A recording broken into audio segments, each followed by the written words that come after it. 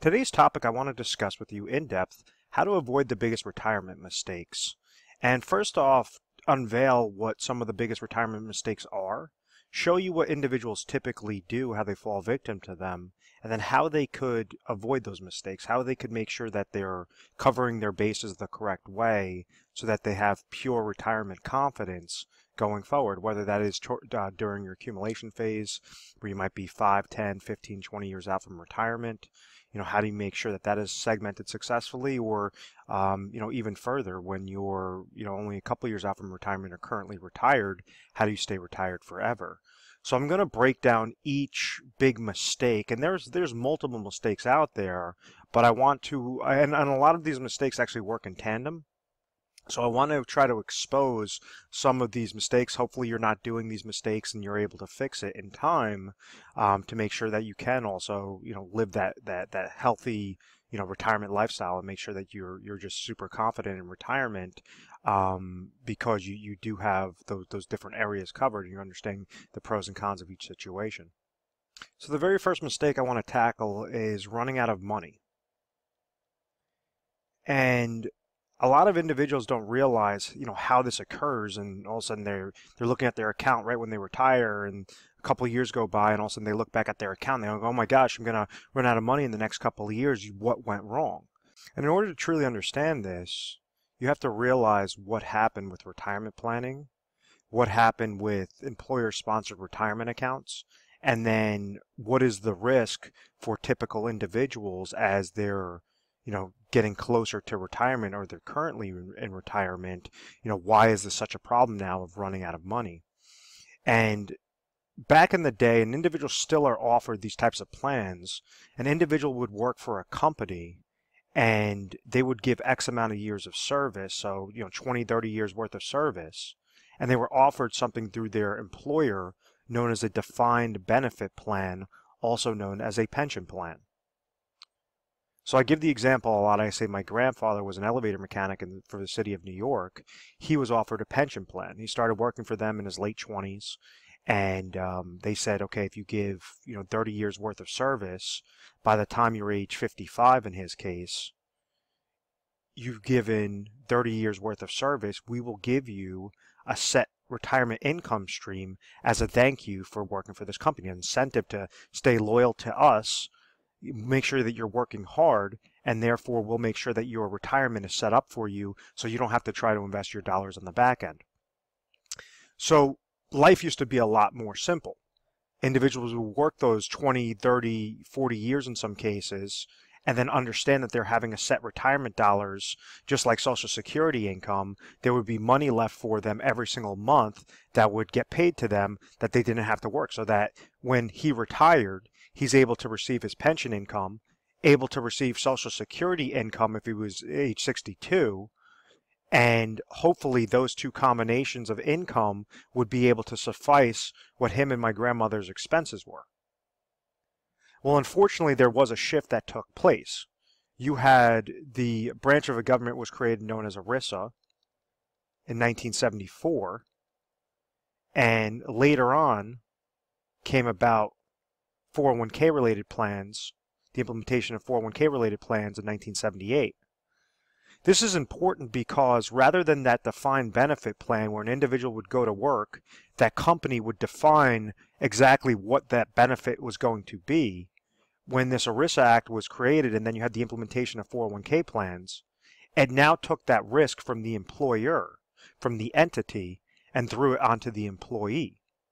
So now, rather than a defined benefit plan, you have these plans known as defined contribution plans, which says, okay, you're going to be working for this company.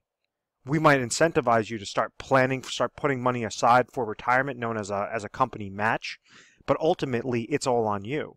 If you're making $100,000 in a given year, and you decide to put 10% of your salary into your 401k plan, your 401k is going to grow by the contributions going into that bucket, and however well you chose those different options, your different investment options related to that 401k, and whether that received a rate of return would make this bucket increase. If, let's say, you added contributions that year and the rate of return was negative, well, you might have a decrease in that bucket regardless of how many years you've been contributing to it.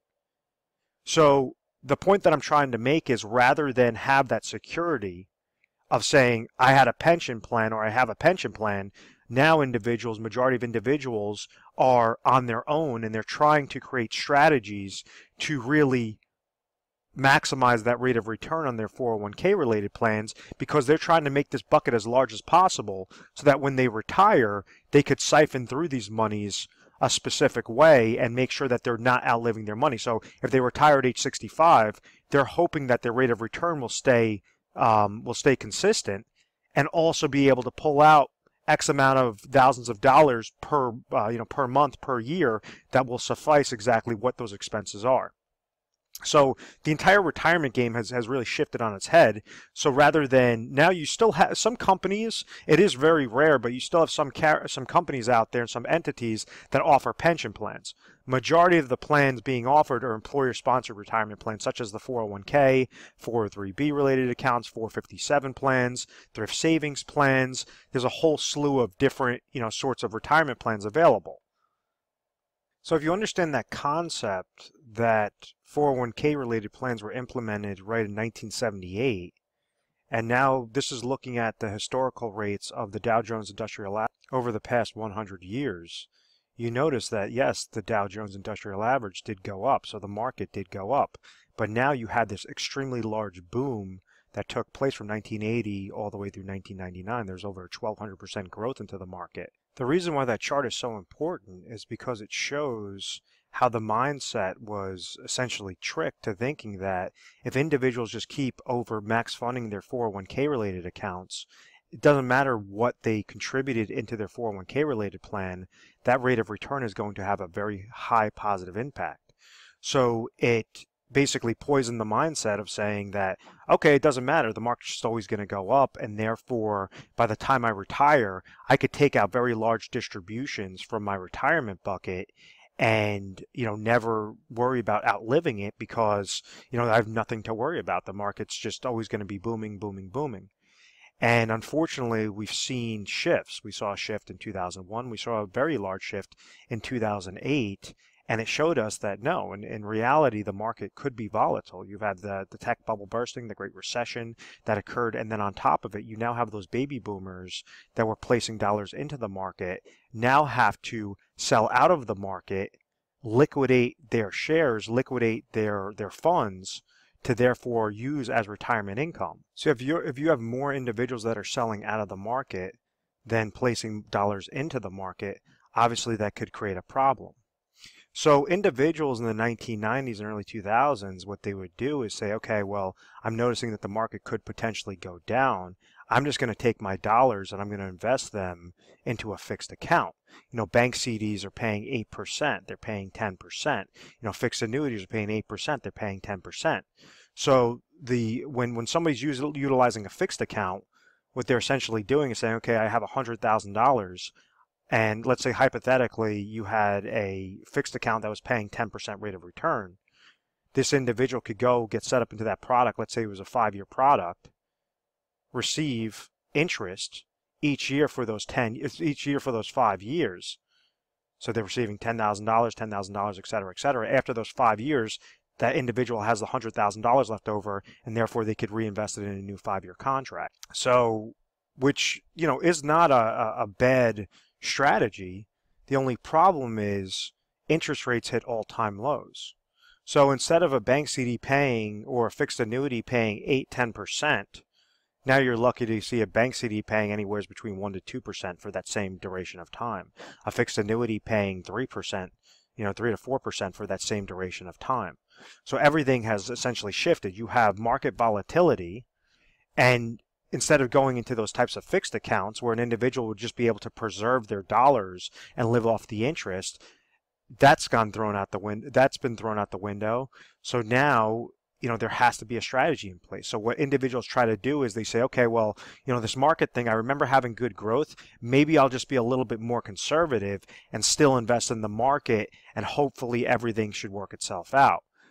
That hope is the big question mark, and that's where the first retirement mistake is outliving their money. And what I mean by that is a concept known as reverse dollar cost averaging. Let me clear off the screen. So what reverse dollar cost averaging does It's a computation of negative aspects towards retirement accounts that is the leading cause to make individuals outlive their money. So if you take that example where an individual was investing their dollars in their 401k plan, and let's say they retire and they're 65 years old and they decide, okay, I want to start pulling monies from these accounts. Well, what do we understand are the negatives with those types of investment related accounts, whether this is a 401k or an IRA? It all comes down to that rate of return and other things, which are, if you think of this like the term of a bucket, there's little holes poked in the bottom of this bucket, and those little holes are known as fees. So like as an example, you have with an individual like 401k, you have 401k related fees, and typically 401ks have mutual funds in them with very expensive mutual fund related fees. Those are obviously two negatives. Those are the fees coming out of the bucket. Those are the little holes. When we add on a downward market loss like 2001, like 2008, that's going to further compound. That's equivalent to slicing this bucket. Then when you try to pull out income from this account, that's going to be a fourth negative. Then you have to incorporate inflation, because individuals in retirement, some of their expenses are going to be fixed expenses. Other expenses are going to be inflationary expenses, meaning the cost of goods and services are going to be increasing to the pace of inflation. So therefore, it forces individuals to increase that income during retirement, and therefore it's further compounding that negative against the account.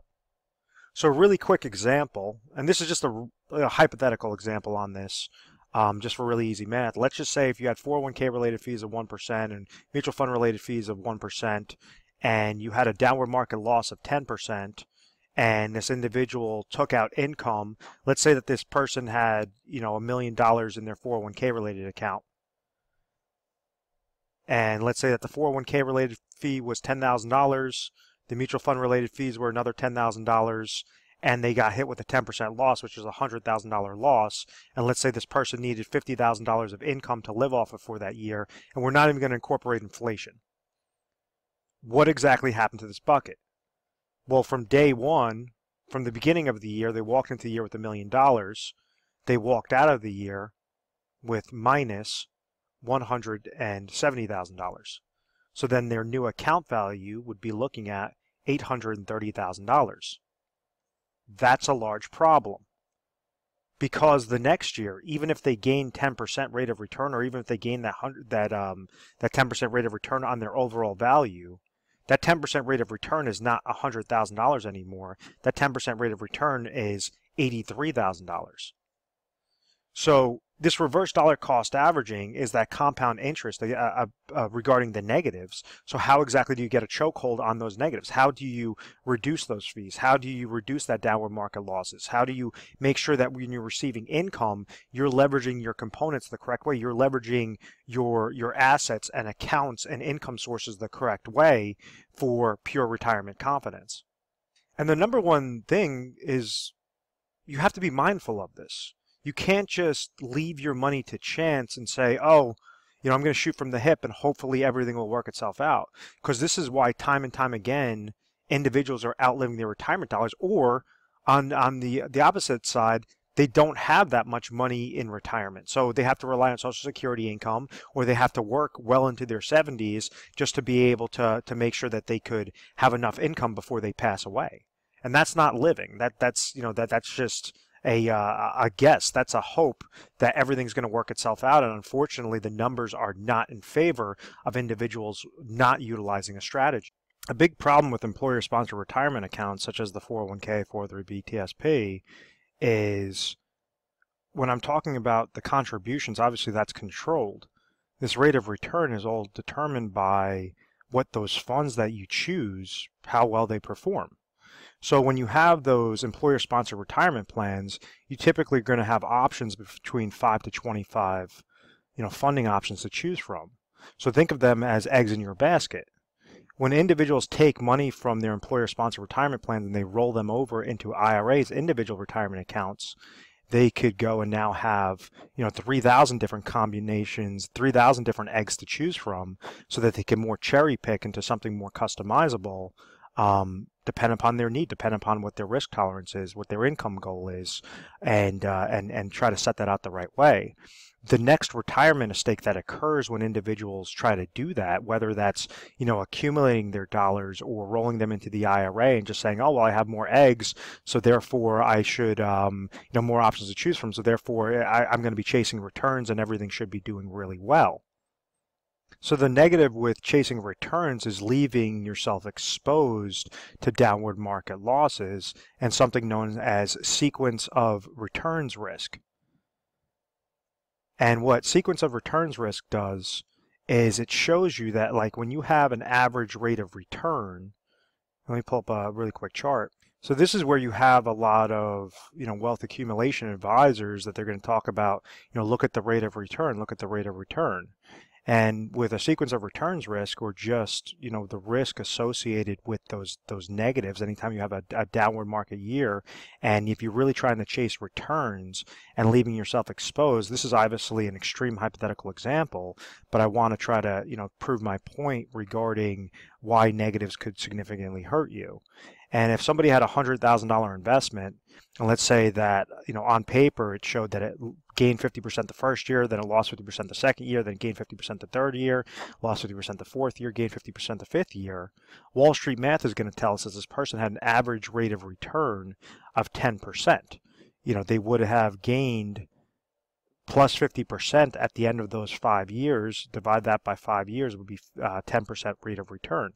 So everything obviously looks on the positive. Well, when we look at the real account value, what occurred, and this is showing that a person is not trying to pull money from this, they would have had that average rate of return, but would have ended up with a value of $84,375. Or if you had $1 million, $843,750 that would have dropped down from that $1 million account. So that would have been a minus 15.625% rate of return in real numbers and real value. That's obviously a problem. So the most important thing, if you're trying to utilize your accumulation, or even when you're in retirement, you're trying to utilize a strategy to avoid reverse dollar cost averaging, above all else, you have to make sure to eliminate those negatives, to try to decrease or have some sort of safety net on there so that you're not having those large swings in the market. And there's a term that I always, or a kind of a phrase that I always say is, negatives in retirement can hurt far worse than gains could help you. And this is showing a chart that if you lost 10% of your portfolio in 1 year, it's going to take you an 11% rate of return just to get back to break even. If, let's say, you go further down, if you lost 30% in your portfolio, it's going to take you 43% just to get back to break even. If you lost 50% in your portfolio, it's going to take you 100% just to get back to break even. So above all else, you have to make sure that you have that safety net in place, or you have certain mechanisms in place to eliminate those negatives and make sure that you're getting that nice safety and consistent rate of return each and every year. Because in your retirement years, when you're not working, when you can't pump more dollars in there, and now you're trying to siphon this out, these are very large impacts, and you don't have that time horizon that maybe if you were in your 20s and your 30s and you had a significant impact or a significant downward loss to increase further. And that concept coincides with a term that I use for wealth accumulation, and I say that this is something that I read in a financial publication. It just always stuck with me, is the acronym of TIME. Stands for taxes, inflation, market losses, and expenses.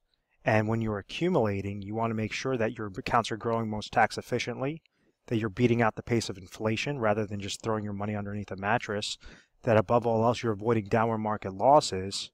And then the fourth negative is that you're making sure that you're placing your dollars in the most inexpensive plans, or if you're paying a cost, if you're paying some sort of expense, there has to be a benefit tied to it. So whenever you leverage this acronym of TIME, you always keep that in the back of your mind, you could beat out that shift that occurs, or those negatives on how individuals are not able to successfully accumulate their dollars. So the third negative, before I get to the solution, is not using your existing accounts as leverage. There's so many times that individuals have these retirement accounts that are sitting there, or they have income streams that are sitting there, and they don't look at them as retirement assets. What I mean by that is, like, a very large one is Social Security. That is a very large retirement asset. That's a major portion or of a formula to say, how can you retire with pure retirement confidence, is making sure that you're structuring your Social Security maximization strategies properly. Another aspect might be a pension plan. Pension income is obviously income that, rather than increase your expenses and say, okay, I want to take this extra trip when I retire and travel and all this other stuff, if your expenses do not allow and your expenses are at X and your Social Security and pension income just barely beat out those expenses, well, you have to put yourself on a budget.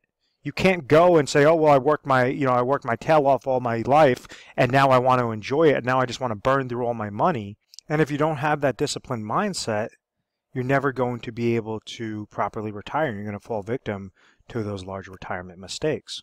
And it all comes down to, the culmination of this entire video comes down to not having a plan and just hoping everything will work out. Trusting an advisor because, he's trying to speak in this technical financial jargon and just, talk over you. That's not the correct way to do it, because there's many people out there that have many financial advisors, and unfortunately they're not even beating out what a simple index like an S&P 500 index or Dow Jones Industrial Average index is doing. So there has to be an actual strategy in place, and you have to make sure that you're segmenting your dollars towards specific lanes. A really easy strategy. Obviously, we go into very technical strategies whenever you call over to our agency or you set up an appointment. It's going to be more specific to your individual situation. But a very basic strategy that you guys could use from just watching this video is make sure that you're segmenting your dollars to 3 main goals. Goal number 1 is you have ample amount of income sources. Goal number 2, you have ample amount of emergency funds. Goal number 3, you have inflationary protection or strategy for inflationary protection. We want to make sure that we're leveraging the existing assets properly. So let's say if an individual is currently age 60 and they're going to retire at age 65 and they have a specific need in mind. They're saying at age 65, I need $50,000 of income in retirement to cover my expenses. So the first most important aspect is that need. Rather than take a guess, there's different things out there. You could look at budgeting sheets online. You could give us our agency a call. We could send you over budgeting sheets. But it's all about breaking this down to the decimal point on what are going to be those retirement expenses. So that brings us to step 1, income sources. Remember, we want to leverage what you already have so that you could leave as much money in your pocket, less worry in your pocket at the end of the day. So let's say if this person receives Social Security income, has a small pension, and then they have nothing else. They have basically, we'll say that they have a 401k related plan of $500,000.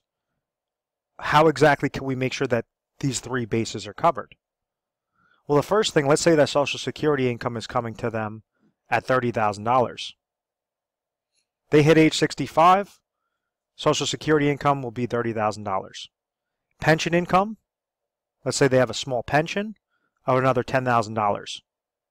What that goes and tells us is that out of their overall picture, and they have obviously a 401k account that's sitting at $500,000. What that goes and tells us is obviously these 2 income sources are giving them $40,000, but they have a $50,000 need, and therefore there's a $10,000 gap. So this is where they could leverage their 401k account, roll that over into a specifically designed IRA account, and this first portion, for the income, we would place it into a safe income product, would be an IRA annuity. If they're currently age 65 and they have 5 years worth of deferral, what we would find them is the best mathematical annuity for that individual dependent upon his state, age 60, looking to trigger lifetime income from an annuity at age 65.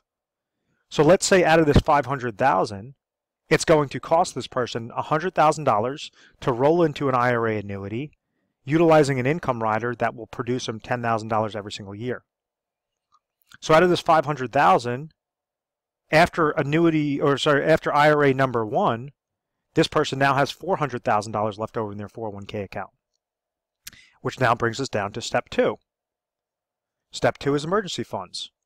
Rule of thumb is that an individual should have in between 6 to 12 months of emergency funds available to them at all times in case of a healthcare related expense, in case of a some sort of emergency that could occur, even if something they want to take a trip or visit family or whatever that is, a death in the family, some sort of oh my gosh moment that occurs.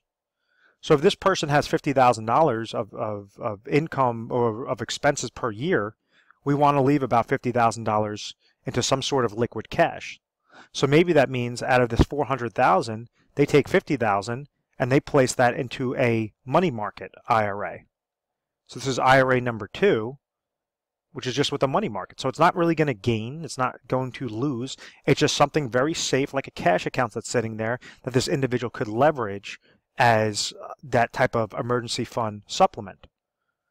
So now, rather than take the $500,000, and what happens is with a lot of insurance-related agents, what they try to do is say, oh, roll all $500,000 into an IRA annuity, and you'll be fine. You'll have more income than you know what to do with. That's not setting up a plan. That's not setting up a strategy. What that's doing is giving that advisor a nice large lump sum commission, and most likely you never hear from that guy after after months after he sold that to you, or after a year after they sold that to you.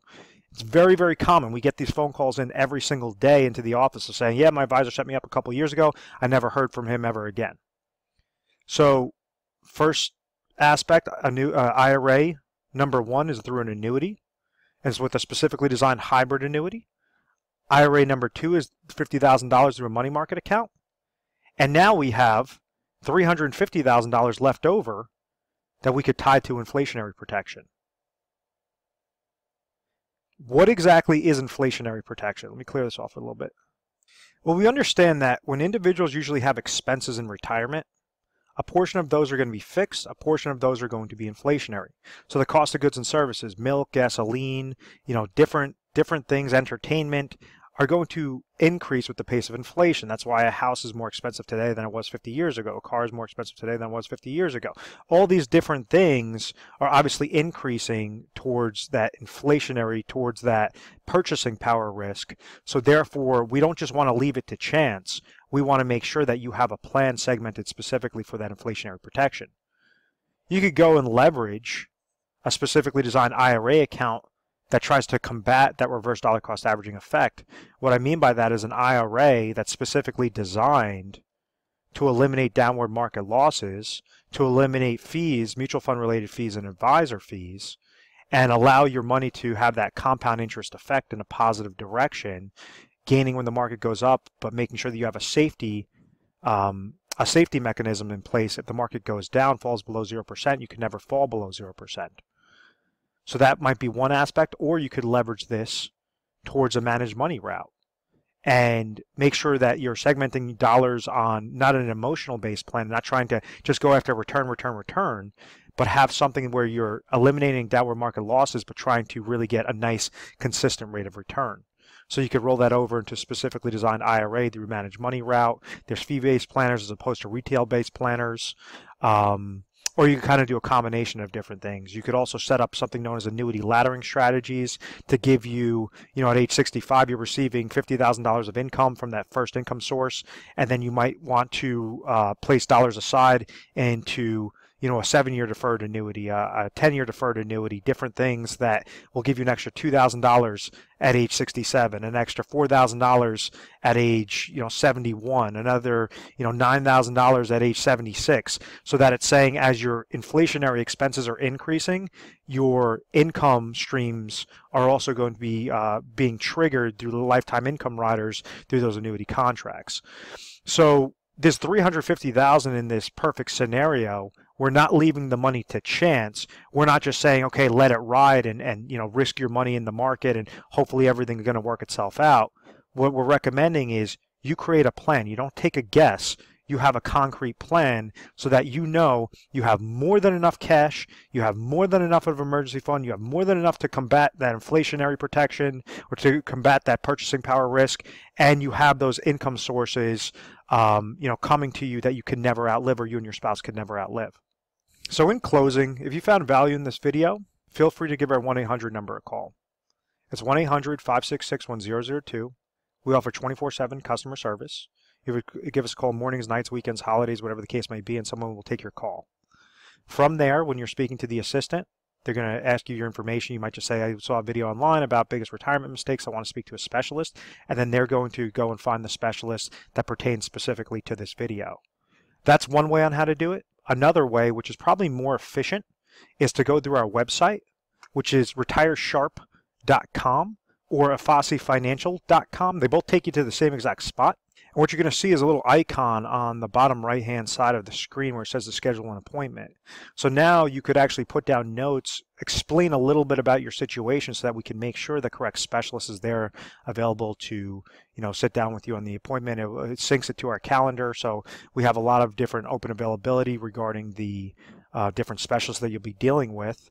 And, we'll make sure that that person will give you a call at that specific point in time. What you can expect when dealing with a specialist is to not feel rushed, is to really, have somebody that's asking you questions to try to figure out what your current situation is. Where are you right now at point A? Where do you want to be at point B? What do you have in place? Can you get from point A to point B successfully? Sometimes you can, and we would just say, hey, as a further confirmation, congratulations, you're all set, everything looks perfect. Other times it might just be slight tweaks that you have to make in order to have that slight tweak will have a very large impact and a very large impact on that overall success. So understand, avoid the negatives, avoid the biggest retirement mistakes. I really hope that you found value in this. When dealing with a specialist, we try to educate you first and foremost through personalized videos, literature pieces, different things to make sure that you're very comfortable. We're A+ rated on the Better Business Bureau. We've always had very good reviews. We've never had any complaints, and it's because of this methodical process, or what I believe is because of this methodical process.